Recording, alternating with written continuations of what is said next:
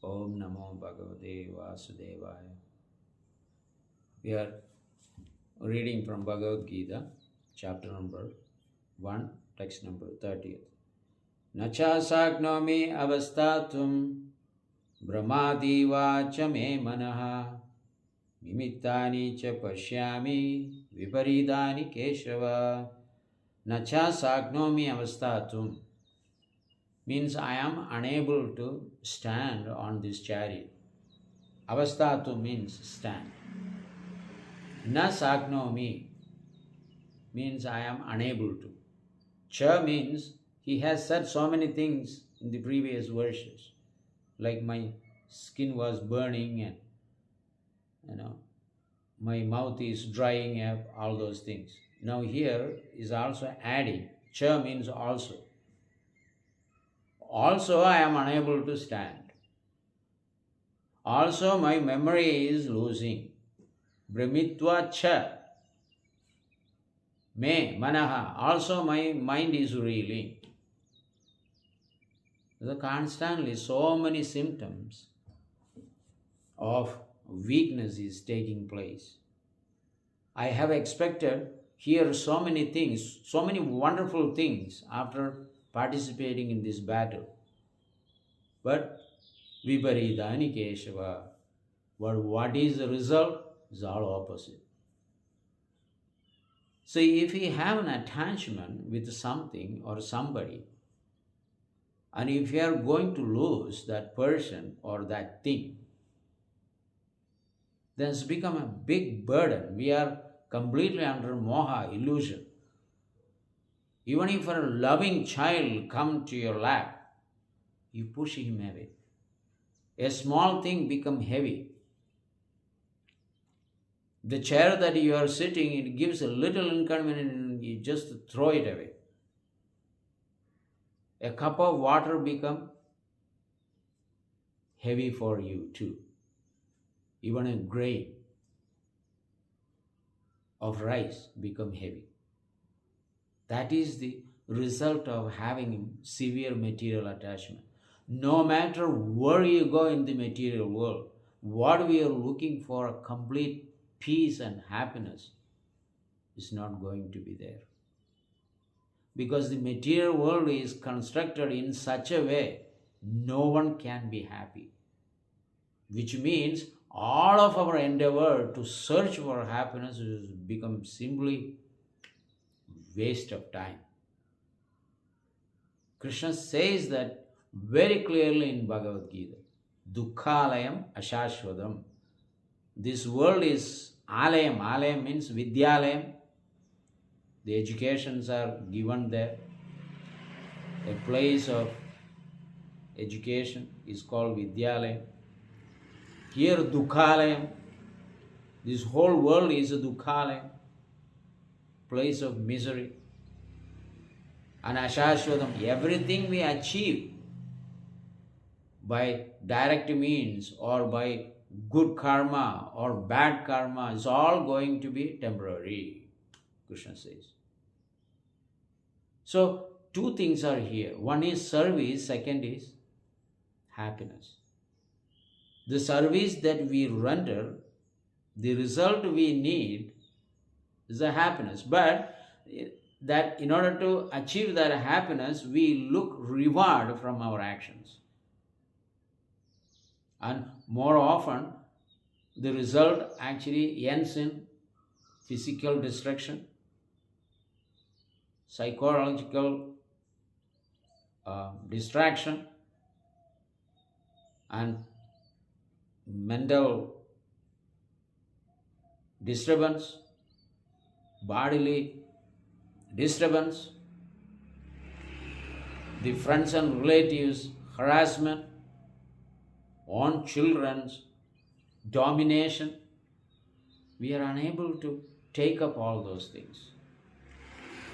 So here, say for example, one is alone. If I can marry, I will be happy. Then he gets married or she gets married. Viparidani Keshava. After the marriage, few days after, then Viparidani starts. Then you think that why did I do this? Now I am stuck in there. We expect some great business profit by indulging in a business. After investing, things goes opposite. Then you think, why did I do this in the first place? We do so many worships, expecting so much result from Devi Devadas, but nothing happens. That time we think, this is Viparidani Keshava. I am getting more suffering. I am worshipping Krishna, I am worshipping Shiva, I am worshipping Maya Parvati, but the result is more and more is opposite. Why should I have? Why did I do this in the first place? The agriculturalists, right? The farmers try to spread their seeds and have the water secured, so many things, but in the end, no crop comes. Viparidani Keshava. I have expected this kinds of thing and that kind of things, but nothing is up to my expectations or imaginations. It's totally opposite. So this is what the material world is. Here, he is also thinking the same way. Who? Arjuna. So I want to show so much of my opulences to the people, and these are the people who are going to see all those opulences, and Krishna is telling me to kill these people, then who will see my wealth and opulences? We more often wanted to be rich. We are happy by having no rich or wealth. But we want to accomplish those things in order to show to the people, relatives and friends. I also have great mansion and big car, enough bank balance and wonderful children admitted in different colleges and schools, wonderful school, famous, paying 1 lakh rupees per month fee. All these things we want to actually do to show others. Now they are not there, then who will look my so-called opulent life? What makes sense to all these opulences? That is another concern. So in this way, we live in this world searching for happiness, happiness, happiness. The happiness never comes. In that same mood, we die because we have underwent all these miseries and tortures, and in the next life, where we have stopped here, it will continue. Because we haven't given any respect to the spiritual life. God and His creation and His opulences and His facility that He has offered to us, we didn't have any sense of it. And we never engaged even in Karma Yoga. We think that we are doing Karma Yoga. Yoga means God. You plus God. Karma plus God. Jnana Yoga, knowledge plus God. Yoga, there is Ashtanga Yoga. Your exercise with God, plus God. Bhakti Yoga, bhakti to God. If yoga is not there, what you are doing? Your karma, making money and eating, end of the day, is not yoga. Oh, I am doing my dharma. Therefore, Krishna says, give up all this so-called dharma. What is dharma? What do we know about dharma? Let us imagine, let us conceive the right meaning of dharma. The dharma is pertain to this material body. Any dharma you take, all are connected to this body. And I am not this body. If I am not this body, then anything that we capture as my own is naturally become illusion. Therefore, Krishna says, Sarva dharma paritaja, give up all your so-called dharmas. Because your dharma is attached to your body. And you are not this body. You are a spirit soul, my servant. If you don't serve me, you have to serve my illusory energy. And Krishna tells to Uddhava in 11th canto of Srimad Bhagavatam, O Uddhava, my illusory energy can perform all impossible activities. Only one who is under my custody, under my supervision, they will be spared. This is Lord's, his own statement. So the illusion manifests in so many ways that here Arjuna is refusing to fight. No, you are telling me to do something very unnatural, asking me to kill these people to establish the dharma. At least if you are not understanding me fully and your relationship with me, at least you follow the so-called dharmas. That is what this establishment of dharma. People are totally materialistic, attached to the material body and extended material bodies. So Krishna found this, telling them to give up all this wealth and affluence and relatives and come to me. They don't listen. So at least let them follow some kind of rules and regulation of the Shastra.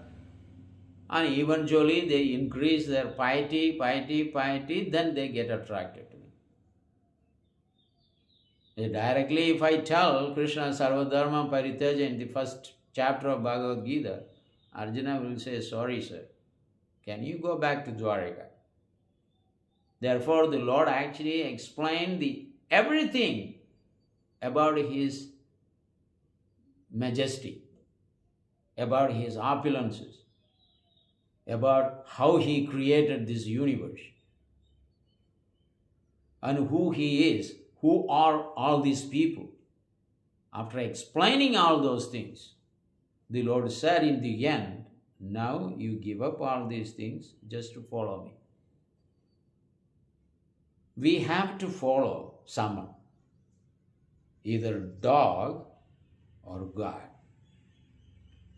We are not independent. You serve either dog or you serve God. We prefer to serve dogs. Dog became very fancy today, nowadays. All this German dog and US dog, greyhound or something there. So many different types of dogs. And it's become fashion. In the morning, you actually take the dog out and the dog wants to pass, pee or stool, and you actually stand there and wait until it actually passes. It's become a joy for you. And sanely people at home, at the temple, they're worshipping God. The result of serving the dog, you get that result. And worshipping God, you get that result. You may take your dog very seriously. Like Bharat Maharaj took care that a deer day and night. When he died, in his mind, the deer came, image of the deer. And he became a deer in next life. So here, service to God or service to dog, because of our attachment for all these fallen members of the society, unless you make them Krishna conscious, then life is natural, real life. But thinking they are independent of God and I can love them without God, you hold them before they die.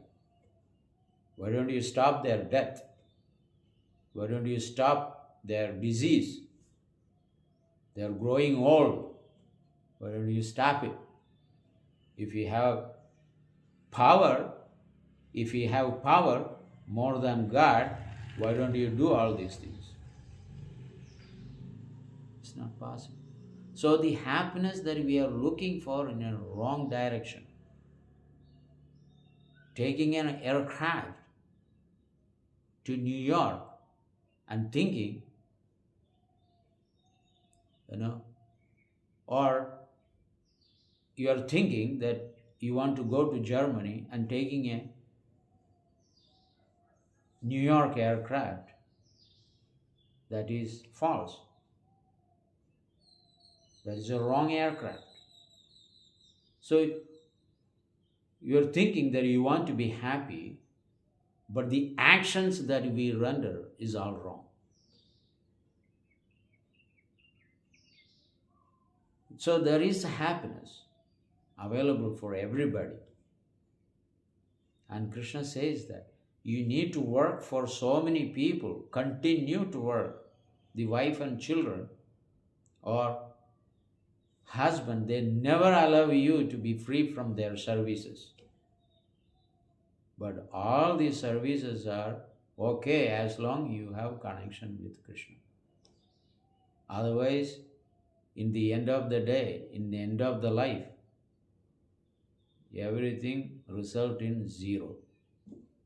So this is the scriptural notification. You get in your smartphone, right? Notification. So you click there. So the news is notifying every time. You get notifications. But here the scriptural notifications, what you are doing is actually wrong. Come to Krishna, he is your original father, the Supreme Father, and he has his own way of doing things, but which is purely spiritual and make everyone happy.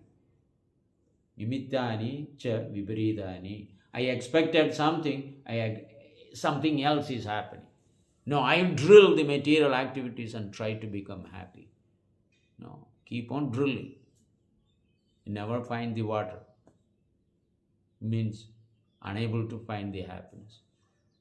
Mind may be satiated for few seconds, but again there is another problem begins. Anyway, we'll continue. Thank you. Hare Krishna.